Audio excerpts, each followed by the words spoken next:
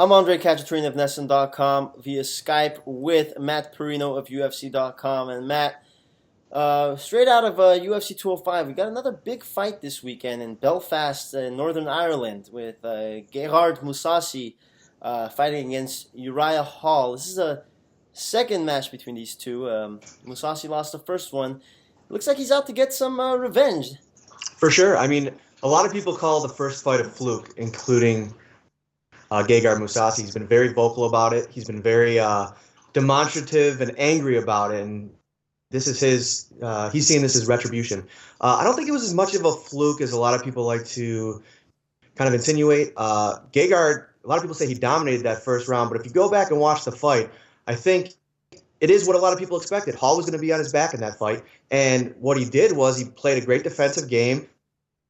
He almost sunk in two different submissions with an armbar and a Kimura, got back to his feet, and did what he does. When Uriah Hall's on his feet, he's one of the most dangerous pound-for-pound strikers in this game, despite only a 5-5 record in the UFC.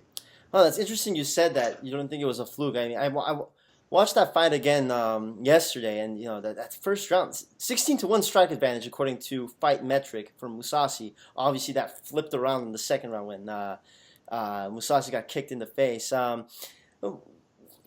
It's interesting for me to see Mousasi go back and try to win this fight rather than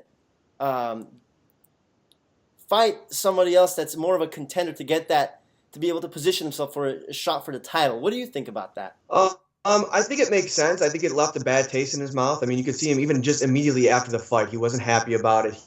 He felt like he just got caught, which could happen in this game. He's been one of the hottest fighters, in the UFC. He's won 3 in a row, 2 spectacular finishes in his last 2. And unfortunately for him, there aren't a lot of options out there. I mean, Rockhold was set to face Souza. Weidman and Romero just finished. Bisping's coming off of his title defense. And then you look out there, the only other maybe option is Anderson Silva. And I think, what he's looking here is, Silva's lost a couple, isn't as relevant today. And I think, remedying that fight, if he's confident in beating Hall, it makes sense. That's the way we want to go. I think, if he does it, if he ends up losing again in this one, I think it's really, really going to set him back. And, he's not going to get that title shot that he wants. But you want to know something interesting, Matt? Gegard is an Armenian name. It's a very traditional Armenian name. It means it's actually a monastery in Armenia, so he's named after that. So that's just an interesting factoid for you going into this fight. You can all watch the fight on. Very interesting. Yeah, it's interesting. It's named after a monastery in Armenia. But yeah, you can all watch this fight on the Fight Pass, UFC Fight Pass on Saturday, and it should be a good one.